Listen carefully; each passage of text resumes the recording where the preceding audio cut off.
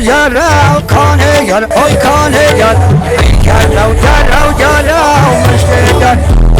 وادی جراو کانه یار های کانه یار جراو مشکل های کانه یار کمله چند هنر و وجه یا جنه کسده بونه پیروزباهی نوروزی نافچه سوریه آمده دفیله اکنجین کردیل درخستن و میراث 1000 سالان یا جلوبرگین کردی درخستن سردکا نوروزی دفیله کجرا سیمین هات درخستن دا جنو میر و کچ خورتن کرد کنجین کردی یم 15 هرمان بسر بجنو بالا خدا بردان لسردکی مشیان و دیمنین رنگ سدان سال بری درخستن هولی تشتاج با مهری گرینگ اوکو دوی همو کرد جیان دا جلو برگن کردی لخوتن هیچ قاس کرد هیلا چاندی دا پر بر خدا روان کرد بجی گلک چرا به قدقه ها بگرتنا مجبور مانه درج جلی خو بردن جبو کو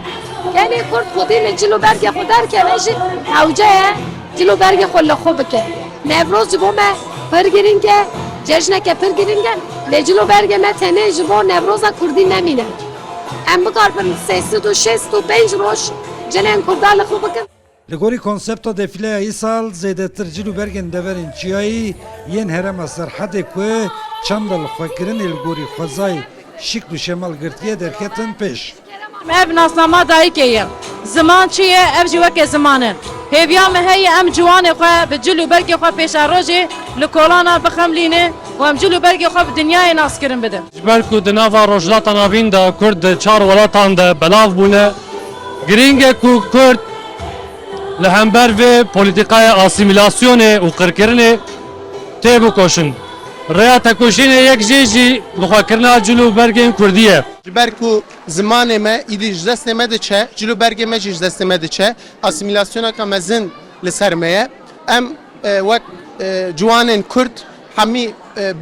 banga xwe li hemî şaredariyê xwe dikin, li partiyên xwe dikin di serî de, û dawiya di ji gelê xwe dikin, bila xwedî li cilû bergê xwe derkevin. Gere mirov cilû bergê xwe nas bike û bike rojava xwe, rojaneyê xwe de cilû bergê xwe li xwe ke. Wek çat, wek huner û di heman demê de wek ziman em xwe çi qas bidin nasîn, bi ew qasa xwe dî derketin bêtir bibe. Cilê ma dîrokê ma, cilê ma ziwanê ma, cilê ma eslê ma, ma vadin her zaman cilê ma kuça de, çarşiyan de, bajaran bîndan derdî, ma zerekiyê xwe derdî cilanê xwe paykêrî, xwe pê eslê ma nebibînî. پشتی دفیله دی چارچوبه چلاکیه ده بشتران به کنجین کردی آهنگا نوروزه گراندن و چلاکی بداوی بو